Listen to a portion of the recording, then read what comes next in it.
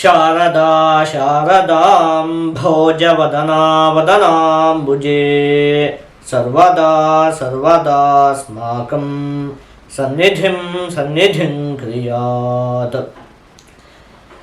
ಕನ್ಯಾ ರಾಶಿಯವರಿಗೆ ಸ್ವಾಗತ. ನಾವು ಈ ಫೆಬ್ರವರಿ ತಿಂಗಳಲ್ಲಿ ಕನ್ಯಾ ರಾಶಿಯವರಿಗೆ ಏನೇನು ಫಲಪ್ರಾಪ್ತಿಯಾಗುತ್ತೆ ಅಂತ ಹೇಳಿ ನೋಡ್ತಾ ಹೋಗೋಣ. ಅದಕ್ಕಿಂತಲೂ ಮೊದಲು ನಾವು ಈ ತಿಂಗಳಲ್ಲಿ ನಡೆಯುವಂತಹ ಗ್ರಹಗಳ ಬದಲಾವಣೆಗಳ ಬಗ್ಗೆ ತಿಳಿದುಕೊಳ್ಳಬೇಕಾಗುತ್ತೆ. ನೋಡಿ, ಕುಂಭರಾಶಿಗೆ ಈ ತಿಂಗಳ 3ನೇ ತಾರೀಕಿನಂದು ಬುಧಗ್ರಹ, 5ನೇ ತಾರೀಕಿನಂದು ಶುಕ್ರಗ್ರಹ, 12ನೇ ತಾರೀಕಿನಂದು ರವಿಗ್ರಹ, 23ನೇ ತಾರೀಕಿನಂದು ಕುಜಗ್ರಹ ಪ್ರವೇಶವನ್ನು ಮಾಡ್ತಾ ಇರುವಂಥದ್ದು. ಇದಿಷ್ಟು ಕೂಡ ಈ ತಿಂಗಳಲ್ಲಿ ನಡೆಯುವಂತಹ ಪ್ರಮುಖವಾದ ಗ್ರಹಗಳ ಬದಲಾವಣೆ. ನಾನು ಇದನ್ನೆಲ್ಲ ಆಧರಿಸಿ ಕನ್ಯಾ ರಾಶಿಯವರಿಗೆ ಏನೇನು ಫಲಪ್ರಾಪ್ತಿಯಾಗುತ್ತೆ ಅಂತ ಹೇಳಿ ಒಂದು 10 ಅಂಶಗಳನ್ನು ಪಟ್ಟಿ ಮಾಡ್ಕೊಂಬಂದಿದ್ದೀನಿ. ಏನೇನು ಫಲಪ್ರಾಪ್ತಿ ಆಗುತ್ತೆ ಈ ಫೆಬ್ರವರಿ ತಿಂಗಳಲ್ಲಿ ಅದನ್ನು ನೋಡ್ತಾ ಹೋಗೋಣ. ನೋಡಿ, ನೀವು ಯಾವುದಾದರೂ ಪರೀಕ್ಷೆ ಅಥವಾ ಇಂಟರ್ವ್ಯೂಗಳನ್ನು ಎದುರಿಸುತ್ತಿದ್ದರೆ ಈ ತಿಂಗಳಲ್ಲಿ ನಿಮಗೆ ಜಯಪ್ರಾಪ್ತಿ ಆಗುತ್ತೆ. ಯಾವುದಾದ್ರು ಪರೀಕ್ಷೆಗಳಿದ್ದರೆ ಅಥವಾ ಯಾವುದಾದ್ರು ಇಂಟರ್ವ್ಯೂಗಳೆಲ್ಲ ಇದ್ದರೆ ಅದರಲ್ಲೆಲ್ಲ ನಿಮಗೆ ಜಯ ಅಂತ ಹೇಳುವಂಥದ್ದು ಪ್ರಾಪ್ತಿ ಆಗುತ್ತೆ. ಇನ್ನು 6ನೇ ಮನೆಯಲ್ಲಿ ರಾಹುಗ್ರಹ ಮತ್ತು ರವಿಗ್ರಹದ ಸ್ಥಿತಿ ಇರುವಂಥದ್ದು. ಹಾಗಾಗಿ ದೀರ್ಘಕಾಲದಿಂದ ನಡೆಯುತ್ತಿರುವಂತಹ ಒಂದಷ್ಟು ಕೋರ್ಟ್ ಕೇಸ್ಗಳಲ್ಲಿ ನಿಮಗೆ ಜಯಪ್ರಾಪ್ತಿಯಾಗುವುದಕ್ಕೆ ಅವಕಾಶ ಉಂಟು. ನೀವು ನಿಮ್ಮ ಮಾತುಗಳಿಂದ ಒಂದಷ್ಟು ಲಾಭವನ್ನು ಗಳಿಸ್ತೀರಿ. ನಿಮ್ಮ ಉದ್ಯೋಗ ಕ್ಷೇತ್ರದಲ್ಲಿ ಉದ್ಯೋಗವನ್ನು ಮಾಡುವಂತಹ ಸ್ಥಳದಲ್ಲಿ ಸಹೋದ್ಯೋಗಿಗಳ ವಿಶ್ವಾಸವನ್ನು ಗಳಿಸ್ತೀರಿ ನಿಮ್ಮ ಮಾತಿನಿಂದ. ಇನ್ನು ಮನೆ ಅಥವಾ ಕಚೇರಿಯ ನವೀಕರಣಕ್ಕಾಗಿ ಒಂದಷ್ಟು ಹಣದ ವ್ಯಯ ಅಂತ ಹೇಳುವಂಥದ್ದು ಉಂಟಾಗುತ್ತೆ ಈ ತಿಂಗಳಲ್ಲಿ.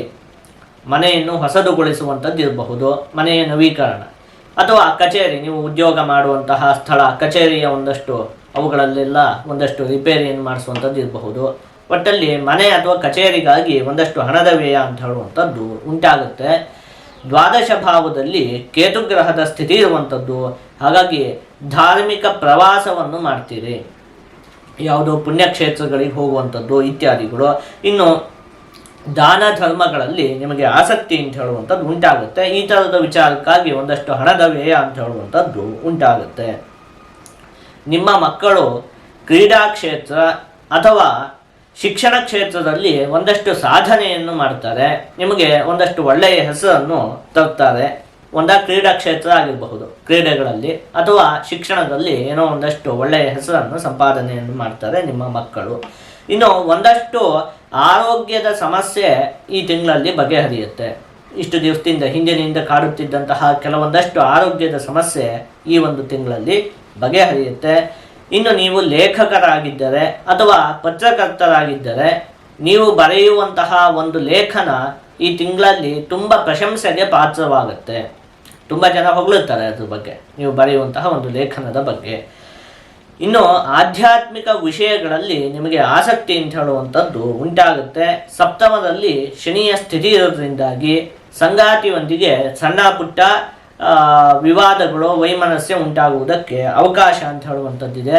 ಆದಷ್ಟು ನೀವು ಈ ತಿಂಗಳಲ್ಲಿ ಆಂಜನೇಯ ಸ್ವಾಮಿಯ ಆರಾಧನೆಯನ್ನು ಮಾಡಬೇಕು. ಹೀಗೆ ಮಾಡಿದರೆ ನಿಮಗೆ ಯಾವುದೇ ಅಶುಭ ಫಲ ಅಂತ ಹೇಳುವಂಥದ್ದು ಪ್ರಾಪ್ತಿಯಾಗುವುದಿಲ್ಲ. ಎಲ್ಲ ಶುಭ ಫಲಗಳು ಕೂಡ ಸಂಪೂರ್ಣವಾಗಿ ಪ್ರಾಪ್ತಿಯಾಗುತ್ತೆ. ಒಂದು ವಿಶೇಷ ಸೂಚನೆ, ಈ ವರ್ಷದ ಅಕ್ಷಯ ತೃತೀಯದಂದು ಅಂದರೆ ಏಪ್ರಿಲ್ ತಿಂಗಳ 20ನೇ ತಾರೀಕಿನಂದು ನಾವು ಶೃಂಗೇರಿಯಲ್ಲಿರುವಂತಹ ನಮ್ಮ ಯಾಗಶಾಲೆಯಲ್ಲಿ ಶ್ರೀ ಸೂಕ್ತ ಹೋಮ, ದುರ್ಗಾ ಹೋಮ ಮತ್ತು ಸರಸ್ವತಿ ಹೋಮವನ್ನು ಹಮ್ಮಿಕೊಂಡಿದ್ದೇವೆ. ನೀವು ಕೇವಲ 1,000 ರೂಪಾಯಿಗಳನ್ನು ಪಾವತಿಸುವುದರ ಮೂಲಕ ಈ 3 ಹೋಮಗಳ ಸಂಕಲ್ಪದಲ್ಲಿ ನಿಮ್ಮ ಮತ್ತು ನಿಮ್ಮ ಕುಟುಂಬದವರ ಹೆಸರನ್ನು ಸೇರಿಸಲು ನಾವು ಅವಕಾಶ ಮಾಡಿಕೊಟ್ಟಿದ್ದೇವೆ. ನಿಮ್ಮ ಮನೆಗೆ ಪ್ರಸಾದವನ್ನು ಕಳುಹಿಸಿಕೊಡುವಂತಹ ವ್ಯವಸ್ಥೆಯೂ ಕೂಡ ಇರುತ್ತೆ. ಈ ಒಂದು ಕಾರ್ಯಕ್ರಮದಲ್ಲಿ ನಿಮ್ಮ ಮತ್ತು ನಿಮ್ಮ ಕುಟುಂಬದವರ ಹೆಸರನ್ನು ನೋಂದಾಯಿಸಲು ನೀವು ಈ ಕೆಳಗಡೆ ಕಾಣುತ್ತಿರುವಂತಹ ಫೋನ್ ನಂಬರಿಗೆ ಫೋನನ್ನು ಮಾಡಬಹುದು.